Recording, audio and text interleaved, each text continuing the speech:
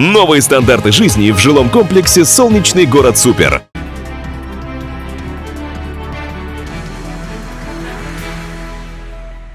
Сейчас еще немножко. Так. Ну, дед, врубай. Ура! Вот лампочка Ильича, собственно, да будет свет. Ага. Электричество. Вот, самый верный, не подводит электричество. Свет в домах татарстанцев массово начал гореть с конца 50-х. Но большинство еще не бросали керосиновые лампы и покупали свечи. Мало ли. Ждали, лампочки купили, готовились. Когда свет включили, мы с мамой дома были. Так радовались мы. Вышли на улицу, соседи. Все радовались. В 1920 году в ТАССР электричество не диковинка. Например, в Казани еще за 3 года до этого было 10 километров линий электропередач. В основном, конечно, это в центре, на Булаке, ныне улицах Московской, Тукая, а в Бугульме, Буинске, Елабуге, Чистополе и в других городах работали малые электростанции. Большой путь электричества в ТАССР начался в 1920 году с государственного плана электрификации. На улицах появляются сети переменного тока, и в 1930 году начинается строительство первой ТЭЦ.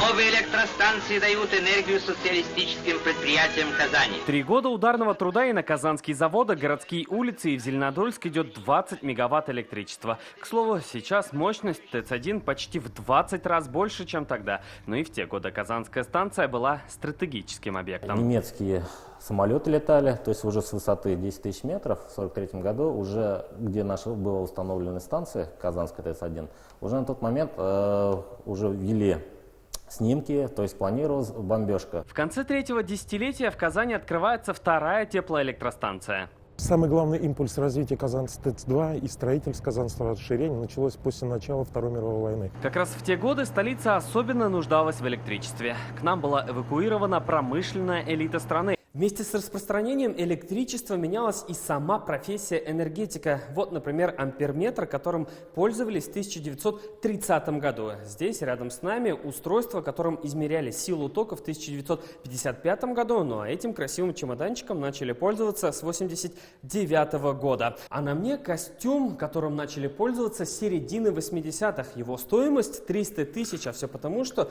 он состоит из частиц серебра. Но самое главное, костюм предназначен для работы на линии под напряжением. Но вернемся в середину 20 века. Появление Куйбышевского водохранилища – одно из главных событий ТАССР. После расширения Волги была построена Заинская ГРЭС, открыта Нижнекамская ГЭС. Но за это пришлось дорого заплатить.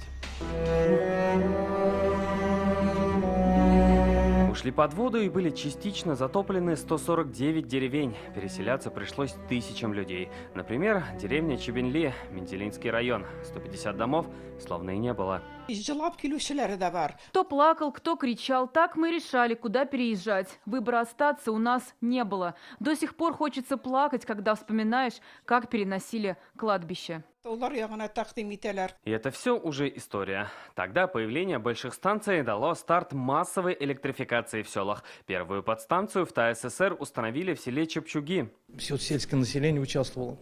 Кто-то ямы копал, допустим, кто-то ошкуривал эти необработанные, даже чтобы закончить сельскую электрификацию, ну, допустим, хорошими темпами, ставили даже опоры необработанные. Просто привозили, ошкуривали дерево и ставили опоры. И все, цвет проводили.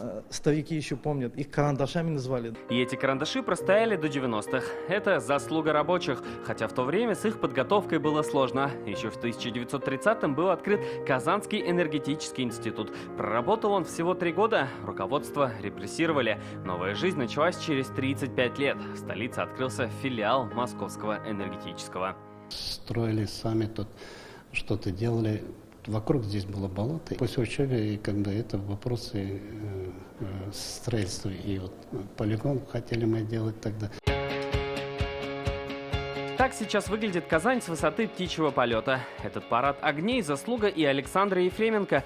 Ветерану Великой Отечественной 95 лет, и 56 из них он проработал в электролаборатории. На его глазах пройден путь от керосинки до светильников с датчиком движения. Трудно представить даже, трудно было поверить, что если сравнивать то и сегодняшнее. Зависимость от энергоисточников – это одна из самых больших.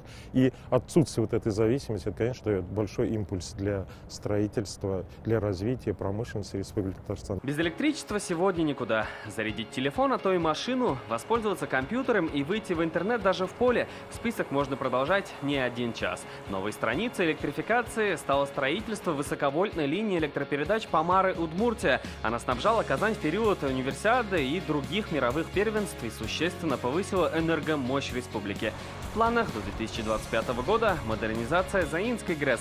Ориентировочная стоимость 46 миллиардов. Но история показывает, что обновление того стоит. Салават Мухаммадуллин, Рамзиль Гарипов, Ренат Сафин, ТНВ, Казань, Высокогорский, Менделинский районы.